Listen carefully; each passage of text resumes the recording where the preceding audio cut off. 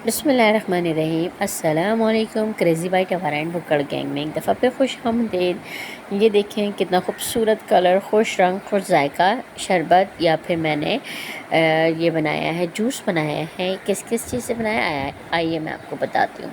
गर्मियों का मौसम है, बहुत ज़्यादा गर्मियाँ हैं और तरबूज़ यानी कि वाटरमेलन हर घर में इस्तेमाल हो रहा है। अगर मेहमान आ जाएँ तो आप उनको होममेड बना के दें। ये देखिए आपने क्या किया, गोल गोल इसके, ये देखिए चम्मच की मदद से इस तरह से गोल गोल छोटे छोटे आपने इसके क्यूब्स काट लिए, ताकि ये खा भी सकते हैं और पी भी सकते हैं, दोनों काम होते हैं इसके। हमने इस तरह करके सारे क्यूब्स गोल गोल काट लिए तरबूजे के। सारे मैं इसी तरह से काट लूँगी और बाकी जो मेरा दूसरा तरबूजा है ये देखें, ये मैंने इसको काट लिया है, ठीक है ना। अगर आप मेरे चैनल पर नए हैं काइंडली सब्सक्राइब करें, लाइक करें, शेयर करें ताकि मेरी हौसला अफजाई हो सके। अच्छा, बाकी जो तरबूज है मैंने उसको अच्छी तरह से ये देखिए निकाल लिया है, काट लिया है। काट के बीज अगर आप निकालना चाहें तो निकाल दें, मुझे अच्छे लगते हैं, मैं नहीं निकालूंगी। और मैंने पुदीना लिया है, बस पुदीना, काला नमक और साथ में ये तरबूज और चौथी चीज़ होगी सोडा। अब मैं क्या करूँगी, ग्राइंडर के अंदर ये सारा तरबूज डाल दूँगी। वो जो गोल गोल चंक्स काटे हैं वो नहीं डालने, बाकी तरबूज मैंने इसके अंदर डाला, डाल के पुदीना भी डाल दिया।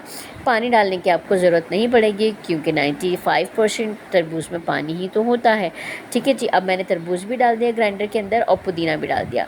अच्छा, चीनी आपके लिए ऑप्शनल है, आप चाहें तो शामिल करें, चाहे तो आप शामिल ना करें। मैंने क्या किया, 2 चम्मच चीनी शामिल की है।